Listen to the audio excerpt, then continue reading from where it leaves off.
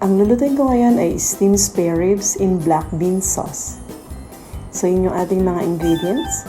Kailangan lang natin ng 1 pound pork spare ribs, 2 tablespoon ng black bean sauce. Tapos paghalo-haloin lang natin lahat dito sa isang bowl, yung ating lahat ng ingredients. Pero ihuli natin ilagay yung ating spare ribs. Yan. So alam ko nakakatulong yung ating list dun sa una para makapag-prepare tayo ng ating lulutuin na menu. So yun lang, black bean sauce, ground black pepper or white pepper, pwede, cooking wine, soy sauce, yan yung ating mga ingredients. Sesame oil,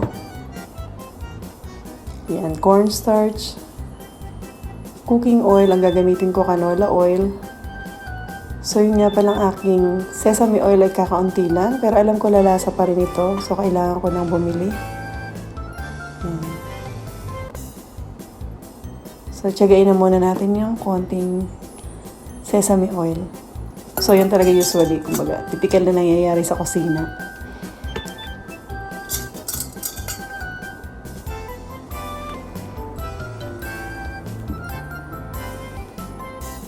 Yan, maglagay tayo ng soy sauce. Ang gamit ko ay Kikkoman. Pero, syempre, kahit anong soy sauce pwede. So, kung meron kayong mga light soy sauce, mas maganda yung ganun, yung mga less sodium. Cornstarch, pwede tayong gumamit ng tapioca.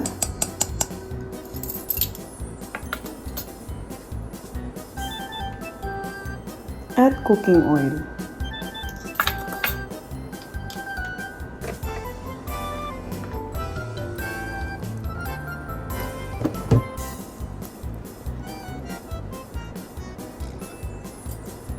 So yan, i-stir lang natin ito to combine.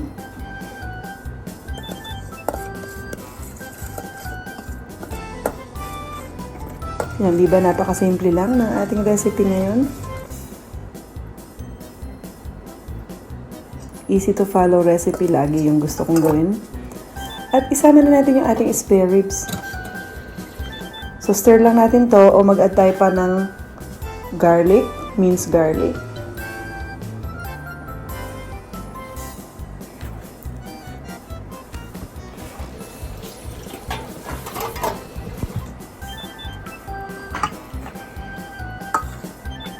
Yan, at kapag na-stir na natin ito at may coat na lahat ng piraso ng ating spare ribs, ay ilalagay ko lang siya ng 15 to 30 minutes sa fridge bago ko siya i-steam.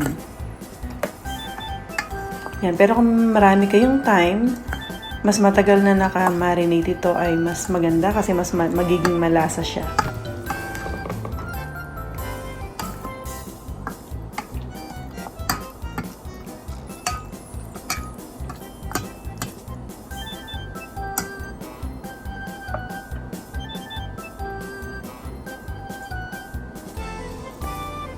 So, cover lang natin ng cling wrap.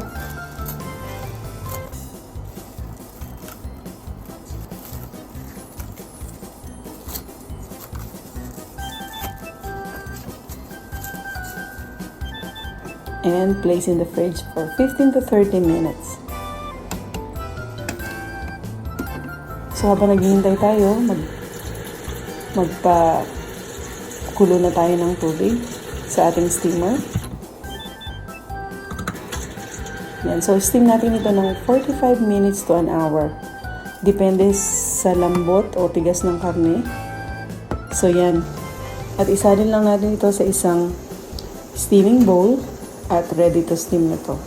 At ang ginagawa ko mga ka-expert, kapag mayroon akong pwedeng i-steam, nagagamitin ko rin naman that day, ay isasabay ko na dito. Gaya ngayon, gusto ko mag-steam ng sweet potato, so ilalagay ko lang siya sa side. At kasabay ng ating spare ribs, maluluto ang aking sweet potato. So, para makasave tayo ng time and energy.